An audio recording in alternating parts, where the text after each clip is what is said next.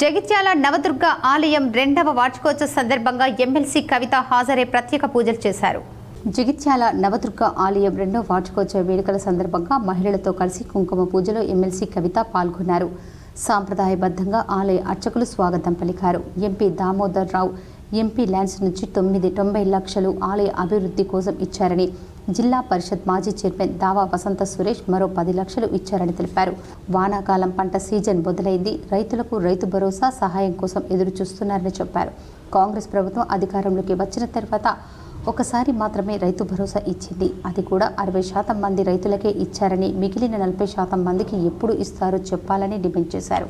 నిరుడు యాసంగిలో ఇచ్చినట్టు 3 ఎకరాల భూమి ఉన్న రైతులకే భరోసా ఇస్తారా అని ప్రశ్నించారు. రైతులందరికీ ఇస్తారా అనే దానిపై ప్రభుత్వం క్లారిటీ ఇవ్వాలని డిమాండ్ చేశారు. అసెంబ్లీ ఎన్నికలకు ముందు రైతులకు ప్రజల్లోకి ఎన్నో హామీలిచ్చి అందరినీ మోసం చేసి కాంగ్రెస్ అధికారంలోకి వచ్చిందన్నారు. రైతు భరోసా సహా అన్ని హామీలను నెరవేర్చకుండా ప్రభుత్వం మోసం చేసిందని ఆరోపించారు.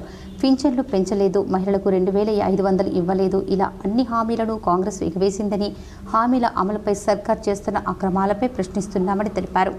మా పార్టీ అధినేత కేసీఆర్, వర్కింగ్ ప్రెసిడెంట్ కేటీఆర్, హరీష్ రావులకు నోటీసులు ఇచ్చి ప్రభుత్వం వేధింపులకు గురిచేస్తుందని తెలిపారు. మొన్ననే కాళేశ్వరం కమిషన్ పేరుతో కేసీఆర్ విచారణ చేసింది. కేటీఆర్ విచారణ సందర్భంగా ప్రభుత్వం తెలంగాణ భవన్ తాళం వేయడం దుర్మార్గమన్నారు. మా కార్యకర్తలు, నాయకులను బయటికి రానివ్వకుండా అడ్డుకోవటం దారుణమని తెలిపారు. మా పార్టీ లోపాలను సవరించుకుంటాం. మా మీద ఎవరైనా దాడికి వస్తే కలిసికట్టుగా ఎదుర్కొంటామని తెలిపారు.